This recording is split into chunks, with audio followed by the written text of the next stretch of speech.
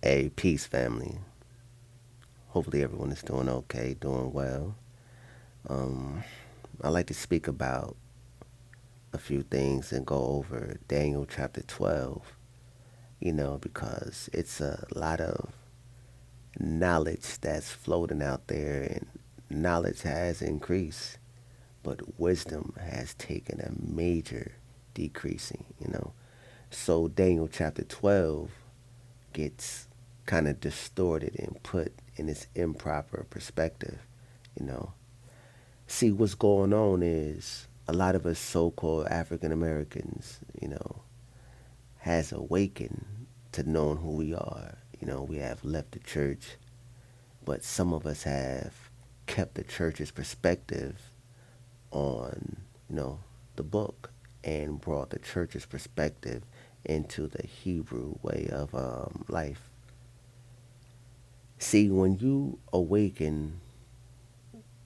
have awakened to knowing who you are, that means you have returned to Hayah only because you now understand the curses and you understand the stumbling block that was put before us through the curses, which is the idols of the nations, right? The gods of the nations, the lowercase gods, right?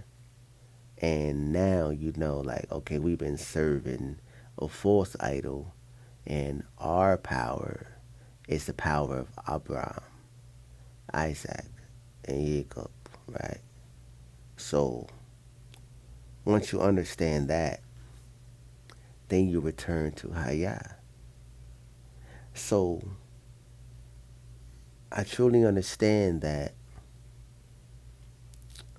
since so much knowledge has been increased and there's so many teachings, so many ideologies, so many camps, there's so many pages, there's like so many channels, there's so many people on YouTube, on TikTok, on Facebook, on Instagram, etc., that we kind of lose the understanding of what Daniel chapter 12 is actually trying to let us know, because it is exactly what is going on right now, you know.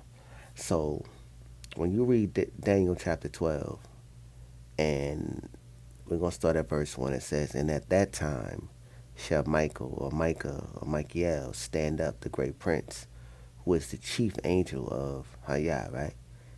For he has charge of your people, and there shall be a time of trouble, such as never, has been since we was a nation, till that time. But at that time your people shall be saved, everyone whose name shall be found written in the book." Now we understand that the book is the book of life, and also it's talking about the descendants, you know, who are found written in the book. So when you go back and read this book of remembrance, you get that reference in Malachi chapter 3, verses 14 through, let's say 14 through 18, you know. I believe 14 through 18 or 14 through 16. So you get that reference. So that's who it's talking about right there. The descendants that came you know, um, after our ancestors, passed on, and their descendants is found written in the book because there's prophecies of us returning back to Hayah, or our faith and our heritage, our culture returning back to us. So we are found written in the book. And then it reads in verse 2, it says, "And many of those who sleep in the dust of the earth shall awake, some to everlasting life, and some to shame and everlasting contempt." So now many of us read that um, shall awake to everlasting life. They immediately or immediately go to the New Testament and solidify that and validate it, and show validity with it when it's truly not. See, what you must understand, when it says everlasting life, the law is life, like we read in the Torah, right? The law is life. So what needs to be understood here is that we're still awakening and we have not fully returned to the law.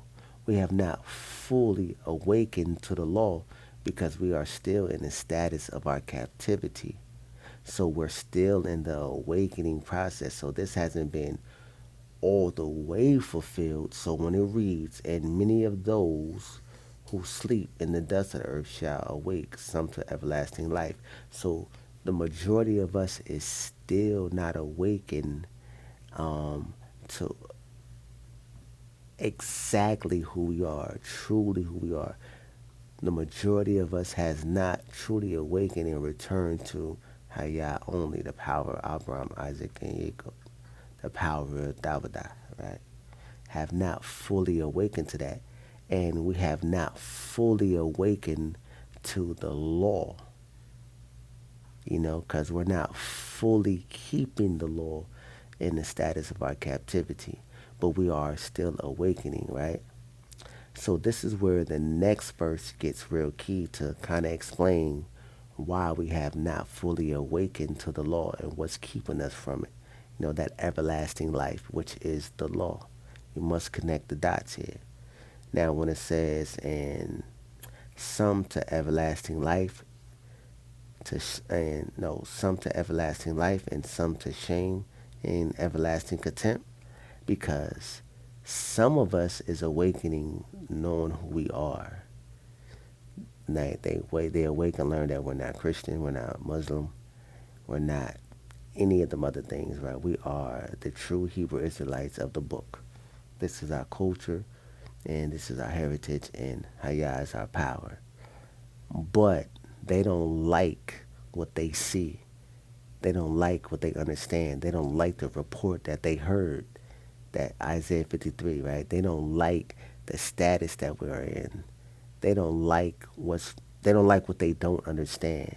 They don't like what they can't conquer. They don't like what they must change. They don't like what they must refine about themselves. They don't like what the Almighty has in store. They don't like that the Almighty has a fate upon us already. So they rebel. They do their own thing. Like Isaiah 53 says, they, you know, going their own way, doing their own thing. So they awaken to knowing who they are, but they are put to shame by it because they feel like it's beneath them. They feel like it's not worth to serve Hayah, even in the status of our captivity. So now they awake to everlasting shame and everlasting contempt, you know? So now, like, what it means to be in contempt, so that shame's upon you and that contempt is upon you because you're not okay with fully um, submitting yourself to Hayah, submitting yourself to our situation and status that we have here in this captivity. And because we want to awake and receive the benefits, the blessing, the barak, right? But we don't want to awake and be refined and redirected and truly understand and rely on hope. Our hope should be in Hayat. It's not. Our hope is awake and conquer our adversaries. Even though we're not worthy of anything that come to us, because we still have filthy hearts that is not circumcised. So we awake to, um, Lord, some awake to shame and everlasting contempt, right? So let me give a good understanding of what contempt means so you guys can understand. Like, you understand the shame part, because the shame, you feel like it's it's not worth it to serve Hayah in captivity. But what's up with the contempt part, right? Because I love the way it just puts things in perspective. Like contempt is the feeling that a person or a thing is beneath consideration, worthless. Well, same meaning, right? Disdain, disrespect, right? So you're awake to shame and everlasting contempt. So this is the issue that's going on right now during our awakening process. So this is the process. This is the purging out of those who's awakening to shame and everlasting contempt. So this is Daniel chapter 12 right now. We have not fully fulfilled Daniel chapter 12 because we're still in the awakening process, like I was saying, like in the beginning of this. Because some of us are awakening and we feel like it's not worth it and we feel like this is beneath us. You know what I mean? We want more. We want it all right now. You know what I'm saying? So that's what's going on right now. That's the problem with all these teachings, all these camps, all these different platforms, all these, these different people prophesizing, proclaiming, self-entitling. That's the issue there. What we're supposed to be doing is awakening to who we are, now looking in the mirror, refining ourselves, accepting the punishment, and making sure Hayah is our hope, and let him do what he do in his time. Just like Isaiah 60 says that Hayah will speed up the process during the appointed time, during its time, the time that Hayah has appointed for our deliverance, or the changing of the guard, you know what I mean? When the tables turn. But we want to turn the tables. Like, we truly feel like we can rise and turn the tables. And like, a lot of us is just putting so much, like, we're putting so much knowledge together to where we can't really see the end goal. We like it says, knowledge shall increase. So as we just increase in knowledge, but we're not increasing in understanding. So that's why we have so much stuff going on. Like, we're adding more to our Hebraic culture. Now we're Indians, we're all these type of things, right? So I'm not going to knock it and just, I'm not going to truly just go off the edge and just knock that. But I'm just going to say, like, we're just furthering our goal, right? We just adding so much knowledge to us. Boom, boom, boom, boom, boom, boom, boom, boom, boom, boom, boom, to where we puffed up, we stout hearted, and we just believe that we deserve all royalties, right? We deserve all reparations. We deserve all blessings, all brachs. Everything should be handed to us because now a so-called white man took the land from us, and the Indians took our culture, and the Jews are taking our heritage, and all we got to do now is just proclaim it and take what's ours. When in actuality, Hayah must get his glory, defend his people, and prove and show to us that he's our power, just like the word says. Like, that's the prophecy, that when he deliver us in the sight of our captivity of our oppressors, then we shall be ashamed because we doubted him and we doubted who we were. So when he rise up and do what he do and bring them down and rise us up, then we can honor and glorify him. That alone right there knocks out anything in the New Testament, anything in these other books. That alone knocks that out if you just have that simple understanding. But we so puffed up and stout-hearted with so much information and knowledge because the writing is on the wall right now. You know what I mean? The like everything is on the mirror. Like, everything is there, presentable for us to see. and it's presentable for us to understand, but we choosing not to understand, but we just soaking up in all the knowledge. Like, just because you have the knowledge, okay, just because, okay, I'm gonna put it like this: when it comes to the Almighty, just because you have the knowledge to cure yourself doesn't mean Hayah is going to cure you.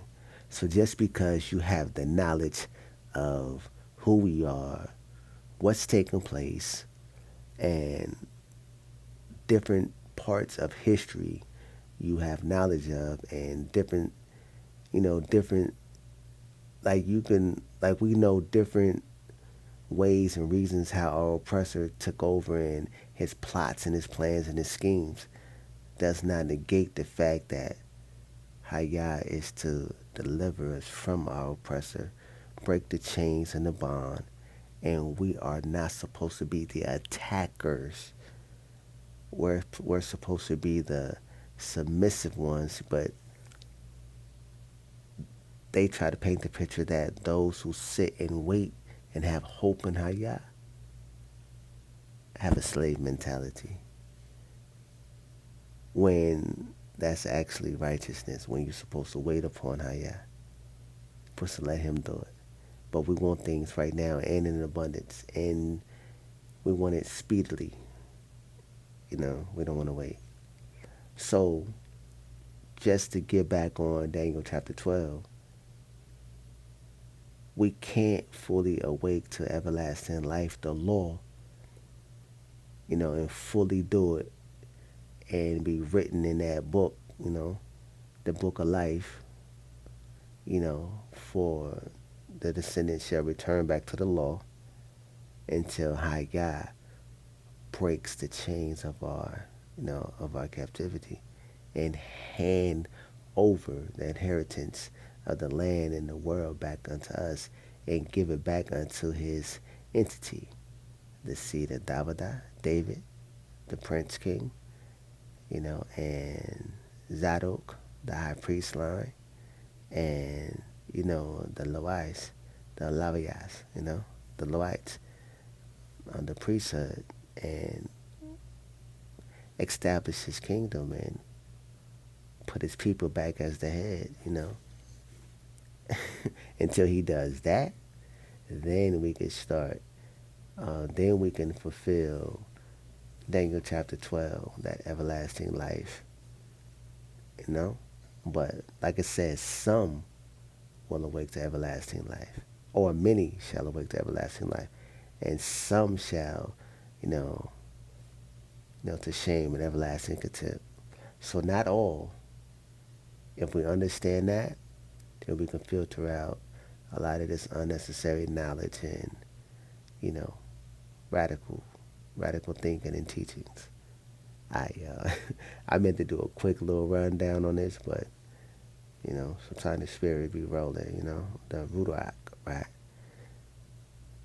Peace out, peace out. I'm gonna finish reading, man. Or looking up some stuff, but peace out.